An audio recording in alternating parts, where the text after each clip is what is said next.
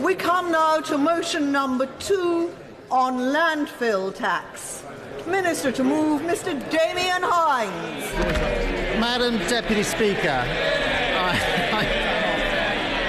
I beg to move the motion standing in my name on the order paper. Order! We are all very enthusiastic to welcome the Minister to one of his first outings at the dispatch box, but I will just allow this introduction to take another few seconds in order that people who are leaving the chamber might do so swiftly and silently to allow the Minister to be heard. Minister. Thank you, Madam Deputy Speaker. Statutory Instrument 2015 number 1385 implements the loss on ignition testing regime for landfill tax. Landfill tax was introduced in 1996 and has been successful in reducing the amount of waste sent to landfill by more than half and has encouraged reuse and recycling of waste. However, we want to eliminate tax evasion and ensure a level playing field for all operators. This testing regime assists landfill operators in determining the correct rate of the tax when accepting waste that results from mechanical waste treatment processes.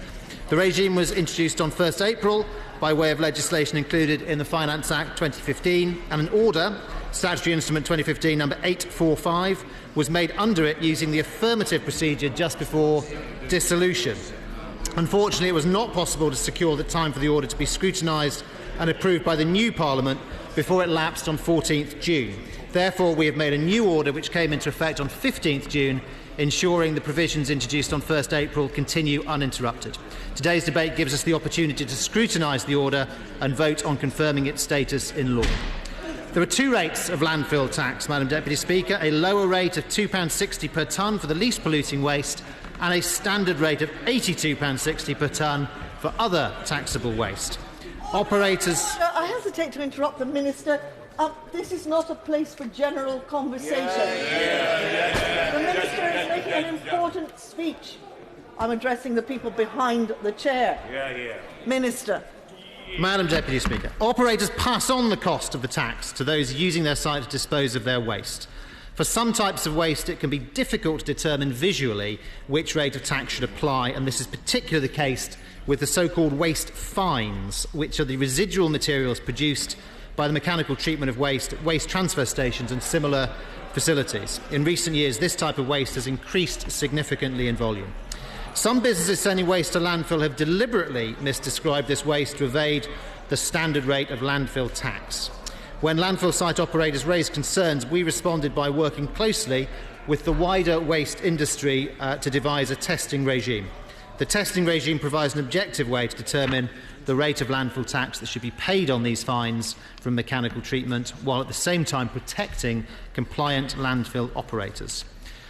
The loss on ignition test is a laboratory test which involves heating a sample of material in an oven to see how much the mass reduces.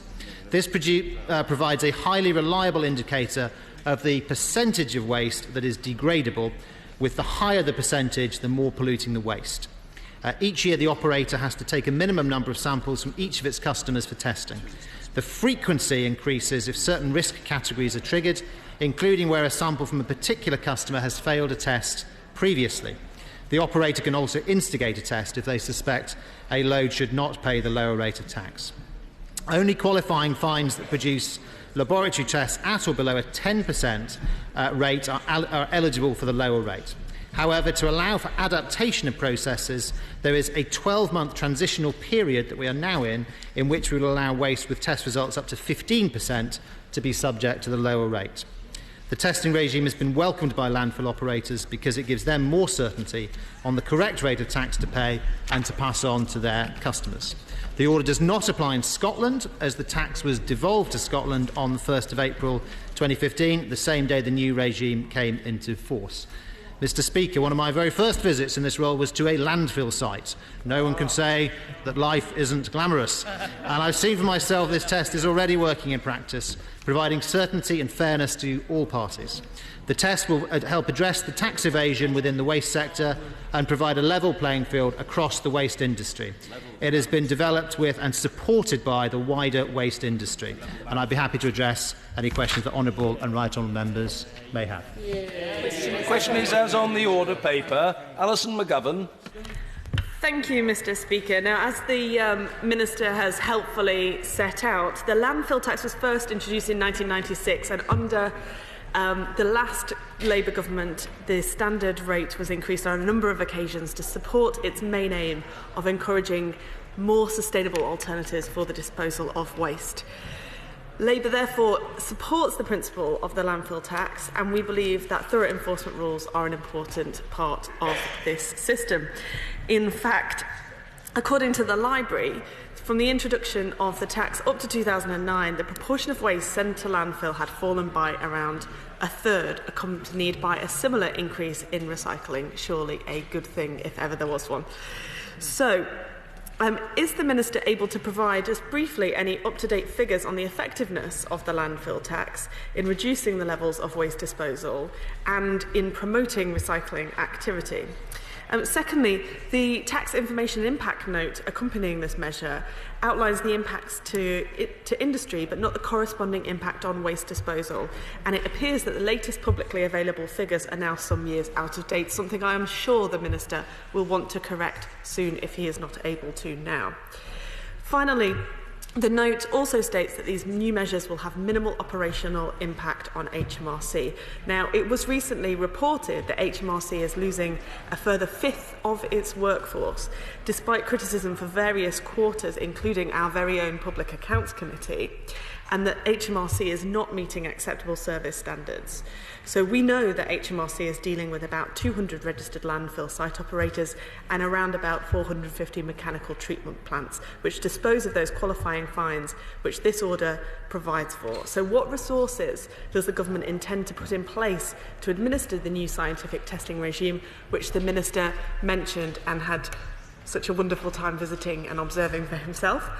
The note also states that these tests will be carried out by testing laboratories. Could the Minister be clear about this process? What involvement will HMRC have in the process? How will they oversee it? And how will they resource it? Mr. Kevan. Thank you, Mr. Speaker. Can I first of all welcome the Minister to his portfolio? His predecessor will know that I had several meetings with his predecessor on this subject. And can I say tonight I don't object to what's being proposed, being put forward. I just think it is practically impossible to enforce. The Minister said that he's actually been to a landfill site, which I think is welcome. But I wonder how this is actually going to be enforced, because from my experience, if we're talking about tax evasion, landfill tax fraud is one of the largest scandals that we've not yet addressed in this country, because there are two issues. There are one in terms of trying to ensure that a policy works to reduce the amount that goes to landfill. We should all support that, and I certainly do. But what's happening in practice, Mr. Speaker, is the fact of this, is that you've got no controls whatsoever, because the jurisdiction falls between the Environment Agency and HMRC in terms of what is actually going to landfill. Now, the Minister said he visited a landfill site, and obviously it was one that was well run. But can I also say that he should ask his officials to show him some that are not well run? And I've got to say, the level of enforcement both by HMRC and the Environment Agency is woefully inadequate. Likewise, there's no control or any onus on those that are producing the waste to ensure that the waste that they're putting forward is either meets these targets, or actually have any responsibility once it actually goes into a waste transfer station. Because what happens then, in a large number of cases, is that it gets mixed with other waste. Waste actually goes into landfill sites and is deemed at a lower rate when it isn't in fact that, because there's no tests taking place at some of the more unregulated sites. And even worse than that, Mr. Speaker, what's actually happening in practice is, because you've got certain large companies who in some cases own a number of landfill sites. Well, what is actually happening is when the waste actually arrives at the waste site, it goes completely past the weighbridge and there's no landfill tax paid on it at all. Now, I think that this is an area which needs to more close examination, because if we are to ensure the good intentions of this policy, which were very good intentions, that they should be enforced. And I've got to say, I don't disagree with what my frontbencher said about the cuts on HMRC. It's actually about a confusion, I think, between the Environment Agency and the HMRC. And I would ask the Minister, if he wants to, is just to ask his department how many fines there have been against waste operators for not for landfill tax fraud. I actually asked this question last year, and I think there's been one, which shows me there's no enforcement at all, or even an appetite to ensure that something which is depriving the taxpayer of huge revenues is not actually being enforced. The other side to it, which is actually very concerning for the long-term environmental sustainability of our country, what is actually going into some of these sites, because waste is being mixed a high level with, and in some cases dangerous levels of waste with what would seem low grade. In fact, in some cases, we don't actually know what is going into these. Now, he only has to, I think, look on the internet or ask his officials to dig out some press cuttings to see some of the horror sites that there are in terms of some of the landfill sites that are up and down the country, which have been overfilled, and no action has been taken to either recover the landfill tax which has been avoided, or the environmental impact which some of those sites have actually. So, although I do welcome this, can I just say to the Minister, it is an area which he needs to look at in detail, because this is a massive fraud taking place. And can I just say to him, some of the people involved in this know exactly what they're doing. They are using some of these, the amounts of money that they're actually making from this, because there are numerous examples I can give him where operators are going to customers with prices which are completely impossible to meet if they were actually paying the landfill tax charges. And the industry know this and somehow are turning a blind eye to it. Or, in some cases, what's happening is because the decent operators who actually are paying the landfill tax are following the system, are actually having a situation whereby their business and livelihoods are being threatened by people who are avoiding paying landfill tax by not actually declaring what they're actually putting in. So I would ask him to have a serious look at this. Well-intentioned this policy is, it is not working in practice. And can I also ask him to make sure that the changes he's bringing in, which he said don't apply to Scotland, is we don't have a situation whereby we're going to get transfer of waste across the border because the differentials in policy. I know it wasn't an intention of the policy, but it is an intention because of the lag there is in terms of changing the legislation in Scotland. But can I just finish, Speaker, by saying that if HMRC want to, or the government want to crack down on tax avoidance, this is an area they should be looking at. Minister? Thank you, Mr. Speaker. I think we've had a good, if short, debate on this important point, and I'd like to deal with the points that have been raised by honourable and right honourable members. Of course, the whole point of landfill tax is to reduce landfill, and it has been successful in that regard. We've seen the amount of waste sent to landfill dropping by 70% since 2000, and average household recycling rates have risen from 18% to 44%. Landfill tax isn't the only cause, obviously, of those beneficial changes, but it is part of it. The honourable gentleman is quite right to identify that there are aspects of fraud which will not be covered by, will not be got rid of by this particular measure, but that doesn't mean that this measure in itself isn't a very beneficial thing in dealing with a large part of it. But wider enforcement is also very important, and I am assured that HMRC are very much on top of that. He and I know, are to meet in a couple of days' time. I look forward to discussing in some more detail particular issues, I think, around his constituency and elsewhere. I thank the Minister for giving me. Will he appreciate that the higher the tax, the greater the incentive to evade the tax by people in that industry, and that is a given. But could he perhaps tell the Chamber what the sampling regime will be? Who will take the samples of the waste to determine what grade of waste landfill tax is applicable to the waste?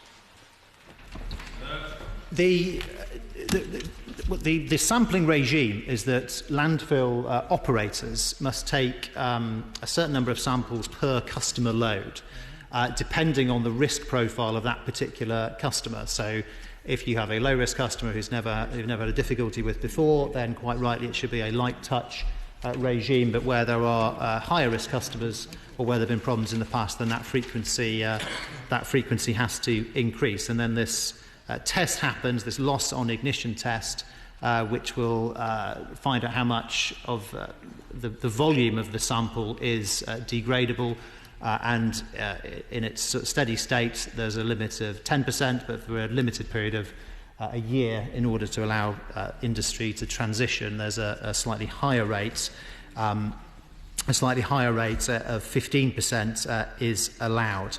And the key thing in terms of conducting of these tests, to come to the point raised by the Honourable Lady on the opposition front bench, is that it's about laboratory capacity. These samples go off to accredited labs, and I know of no reason to believe that there is a problem with laboratory capacity in that sense. Of course, it's a commercial line of business for them to conduct.